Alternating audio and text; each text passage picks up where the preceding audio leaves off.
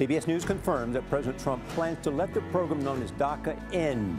The Obama administration started DACA 5 years ago. It allows young immigrants to obtain work permits and avoid deportation. I will immediately terminate President Obama's illegal executive order on immigration.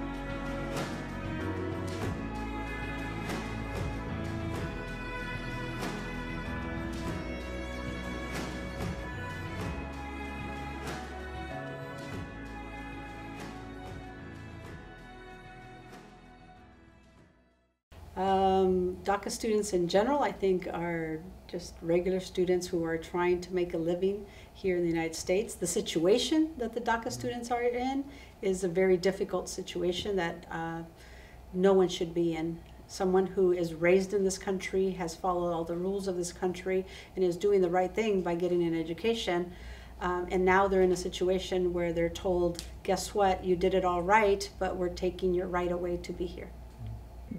DACA students are students. They are Mount Pleasant students. They are former Mount Pleasant students who are now out in the community. They're part of our community. I have a very personal reaction when it comes to DACA students because of my own family's history.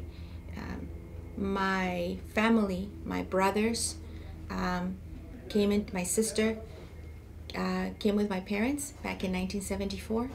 And at that time, only my father and I had documentation, and my 3 brothers and my sister did not. So at that point, there was no such thing as DACA. So there was a lot of shame and a lot of hiding attached to it in our family. And so I guess what we now call DACA students is my family, my cousins, us. Being a DACA student sometimes worries me because I would have to struggle at times, such as this year, my senior year, and just not having the advantages the people that were born here do. At the beginning of being a DACA student, you don't know you're a DACA student. So the struggle is that if you're trying to get a job, you don't know, but then as soon as you get DACA, you get a job, right?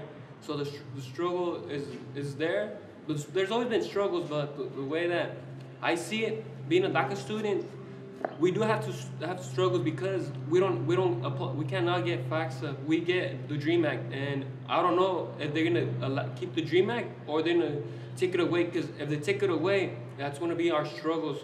Because going to college is one of the most important things that we as DACA students could do and make the country a better place, you know. I don't have any relatives currently who qualified for DACA, but I do know a lot of our students who graduated in recent years who fell within the ages that qualified them for DACA. So over the last number of years after President Obama signed DACA, I've had the opportunity to talk to our former students who have come through looking for paperwork for their CUME files, for information that could prove that they've been in the country for a long time. And as I mentioned before, my 3 brothers, my sister, are too old to have qualified for DACA, but we were that family with kids who were here undocumented. A lot of the DACA students got here when they were a few months old. Some of them were a year old, some of them 3 or 4 or 5 years old. But there really isn't a difference between a student born in this country and a student not born in this country. Some have a love for the country and some don't, and some have a love for education and some don't. We do not have the same rights as everybody here.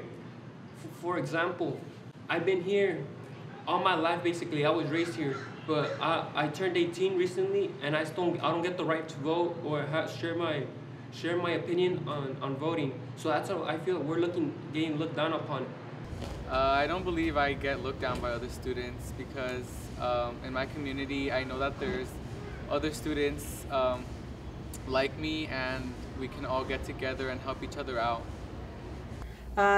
When you look at students, they could all be looked at the same, but when people sometimes find out that they have illegal status, there tends to be a tendency to treat them differently, as if, you know, you don't belong, why are you here? Why are you taking my job? But some people look at them in a positive way and say, wow, you've had to overcome these obstacles of being here without legal status, and yet look at all the wonderful things that you're doing.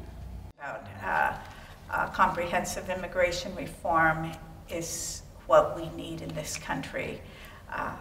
We have 11 million brothers and sisters still living in the shadows of our community. And we cannot stop at DACA. DACA is not enough. We tried DAPA, that was not enough, and we lost sight of what the real goal and the real prize is, and that's comprehensive immigration reform. We are a nation of immigrants, and all have something to contribute to this great country of ours, and we need to remember that all of us are part of what makes the immigrant story in America.